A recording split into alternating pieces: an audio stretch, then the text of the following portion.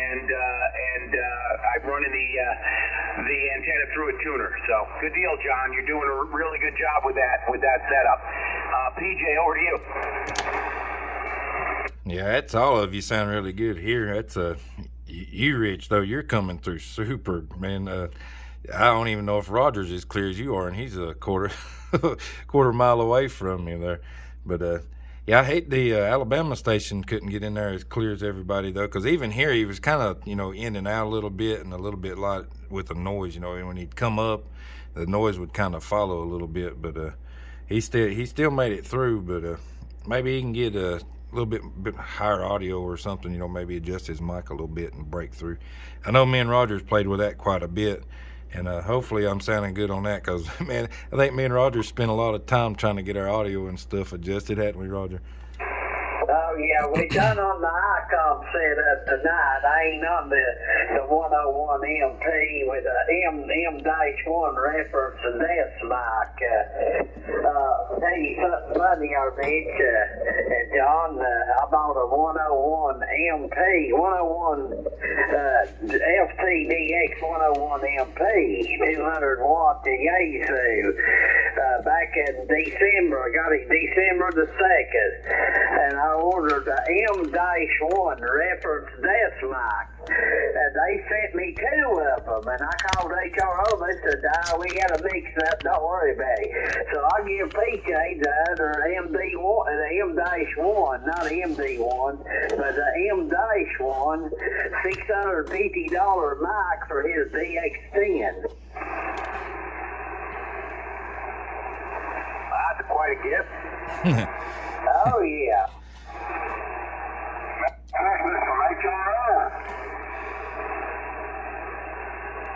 Yeah, I was kind of shocked. That's as soon as he told me, I was like, we better call and make sure, But yeah, I guess around holidays and stuff, they just, I don't know. I had a friend of mine, they did that with a TV. They got a big screen TV and ordered it online. They ended up getting 2 of them.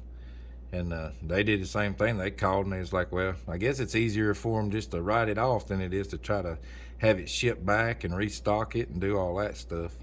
But and I know Roger will probably tell you, both of us got YouTube channels. I actually got I'm recording you guys right now if you like, and that way I'll put this on YouTube here after a while. And if you want to see how you sound on here, you're more than welcome to get on there and check it out. Because, that's all I'm doing. If you want to see how clear you are, Rich, mate, you're coming through great. I don't think I've heard anybody come through on 60 meters as clear as you are. Wow, well, that's cool. Well, ICOMs are easy to set up. That's the one thing, like them or not. ICOMs, they don't go into multi-level equalization. It's bass and treble and definitely run a processor, and properly set it up. I have a homemade mic here that I spent some time on. It's I built up a Neumann-like circuit, like one of those expensive German mic circuits, and then I bought a cheap Chinese 35 millimeter element, which is about the size of a silver dollar, and I put it all together, and this is what you get. Well, he's sounding good. It'd be nice though to be able to make that. I've actually only had my ticket for a little over a year now, and I've just now got to where I'm starting to tinker with stuff like messing with the antennas and replacing the wires, and I made like a 6-meter delta loop and stuff like that. But I hadn't got into making any microphones or foot pedals or nothing like that yet. Although I sit and watch them kind of stuff all the time. I think I'd eventually get into it, but baby steps, I guess. Okay, right here is the Yaesu FTDX101 MP. I got it cut back to 100 watts there. So how does that sound, Rich? Can you tell any difference in my audio? Well, I do hear a slight difference, of course, because you didn't do testing back-to-back and you don't need to. It's kind of hard to give you the very subtle changes, but it's very clear, and it's really nice. It sounds really good. Everybody's sounding good. But yeah, it's very clear.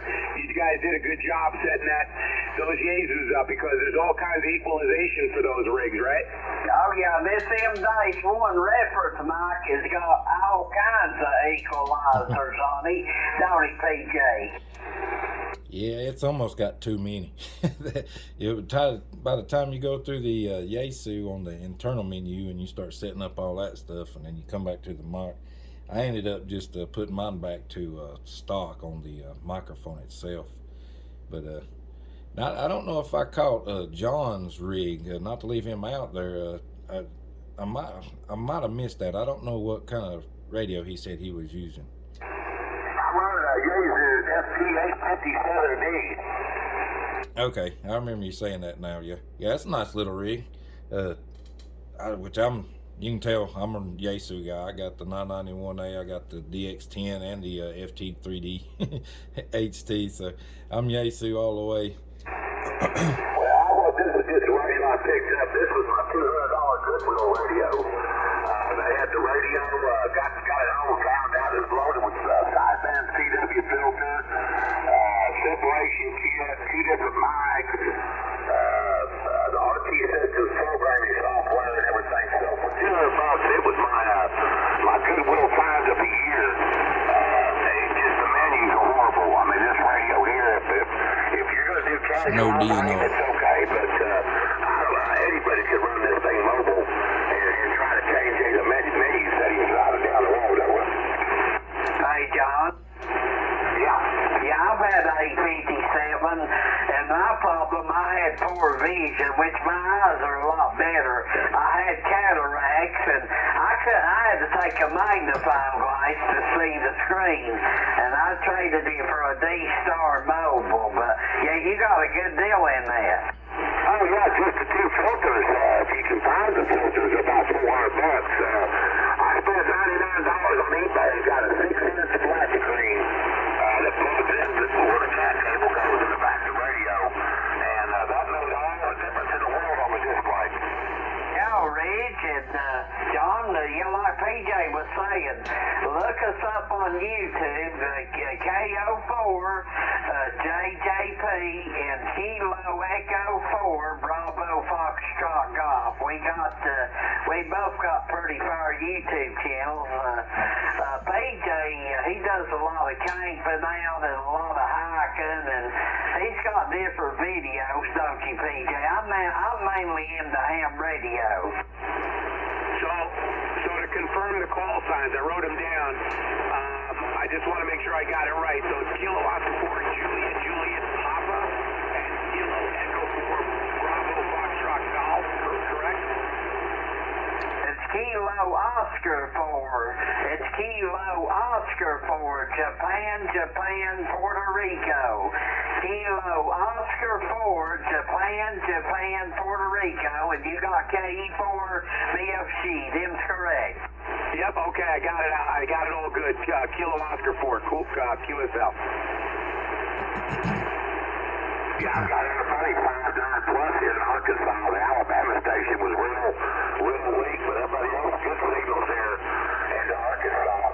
I'm on the western side of Arkansas, right on the Arkansas-Oklahoma line. Go back to DNR. 75 miles south of Washington capital.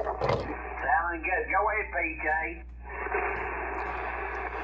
Yeah, when they was talking about that, it's been like that most of the day. We were talking on 60 meters earlier, like I was saying, and it seems like everybody that was either west of us or north of us come in really good, but for some reason south just wasn't.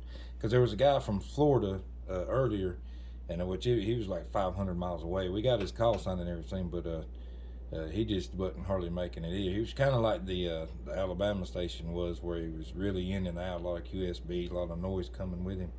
But it's weird how that goes, though. That's one thing fun I like about HF, though, is sometimes you'll have a good QSO with somebody, and then the band will just disappear. And then sometimes you got to really sit and listen just to see what they're saying. But nights like tonight, when it's coming through this clear, you can have a real good conversation. Did you ever stay up late at night and work any of the DX late at night? I've done some on 40 meters. I've made quite a few contacts. I hadn't done it in the last probably month or so, but about a month or two ago, I made quite a few DX contacts on. Oh man, I was getting. I can't even remember where they was. I'd have to look them up, but I got probably about 4 or 5 good ones anyway. No, I mean here on 60 meters. Oh no, I ain't ever even checked on here. Usually it's real quiet when I come in here. I'll get on there and listen, but there ain't nothing much going on. I probably ought to get on here and start trying to call CQ or something and see if somebody comes in that when it's late. Cause I'm a night owl. I work second shift, so usually when I get home, I ain't ready to go to bed sometimes. So I'll sit out here and listen. But usually 40 and 80 is about the only thing that really is making any noise. Of course, 10 meters opened up a couple weeks ago, and up towards Rich's way there. It was New Jersey, New York, and it's like all of a sudden it come in at about 10 o'clock, and then at 11 o'clock it disappeared. And that's probably about the first time I've ever seen 10 meters open up like that for me. Like I say, I ain't been doing this long, so that was new to me. Yeah, after around midnight, from midnight till 6 or 7 in the morning on Channel 5, 60 meters, you'll start hearing East Africa, and then it'll kind of roll across, and you'll start hearing India.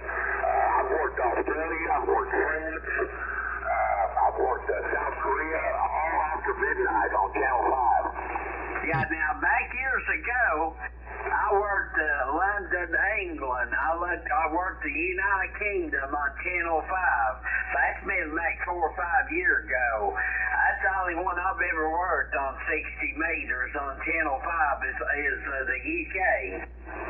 Roger. Well, it still happens. I mean, I listen all the time, and man, I've had every contact's been confirmed, and I've got, got cards in the mail. So I'm on 60 meters. 60 meters is a lot of